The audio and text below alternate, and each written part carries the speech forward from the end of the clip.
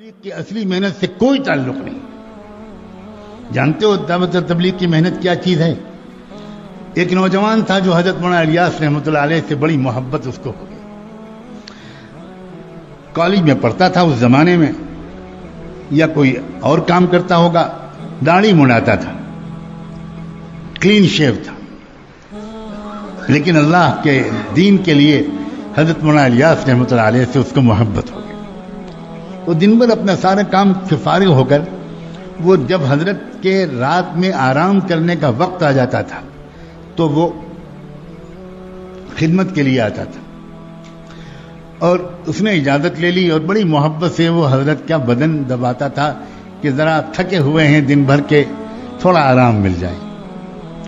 اندھیرا ہوتا تھا، بجلی تھی نہیں، تو کئی راتیں گزر گئیں، کئی دن گزر گئے، اچھا خاصا وقت گزر گیا، خدمت کرنے کے لیے آتا رہا. ایک دن حضرت مولانا الیاس کی نظر پڑی تو دیکھا کہ اس کے چہرے پر داڑھی نہیں ہے. تو یہ سمجھ کر کہ اب تو یہ ہمارا اپنا ہو گیا، محبت کرنے لگا، کوئی حرج نہیں اس سے یہ بات کہنے میں. تو اس سے کہا حضرت مولانا الیاس نے کہ بیٹا تم داڑھی رکھ لو، اتنے اچھے نوجوان ہو تم داڑھی رکھ لو. کچھ نہیں بولا، وہ بیچارہ چلا گیا.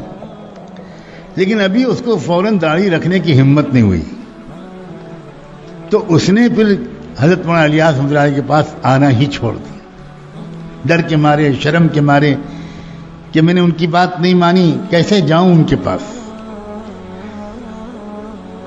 بس اتنا ہوا. اب جب ایک دن نہیں آیا، دو دن نہیں آیا، تو یہ ہے دعوت و تبلیغ. حضرت مولانا الیاس رحمۃ اللہ علیہ بے چین ہو گئے، اور بے چین ہو کر اس لڑکے کو برا بھلا نہیں کہنا شروع کیا.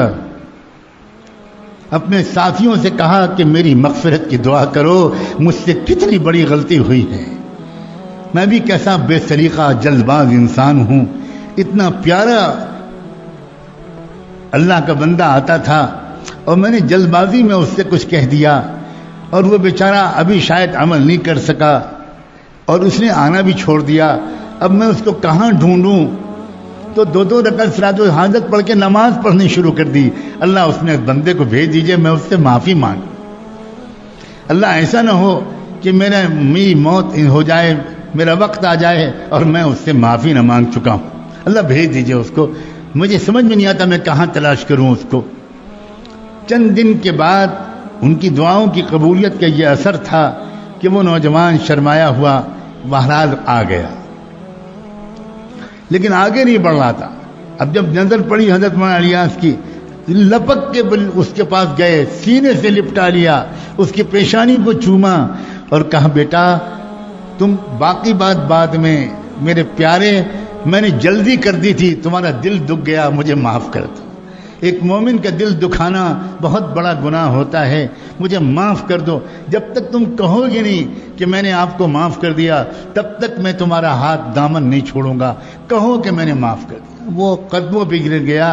اس نے کہا حضرت مجرم تو میں ہوں، معافی مجھے مانگنی چاہیے، میں سنت رسول پر عمل نہیں کرتا، آپ کا دل دکھایا، پھر آپ کی بات بھی میں نے نہیں مانی، آپ الٹا معافی مانگ رہے ہیں.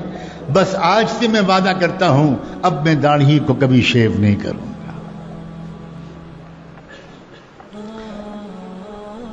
اللہ کے بندو، اے خدا کے بندو، دین کی اصل حقیقت کو سمجھو.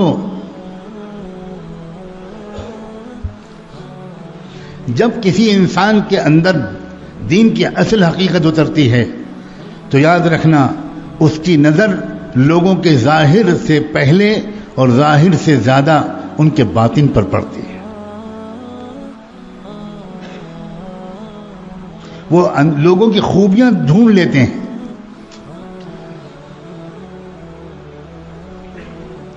اس لیے ظاہری طور پر کچھ دینی شکل صورت بنا لینے پر مطمئن اور قانع ہو کر نہ رہ جانا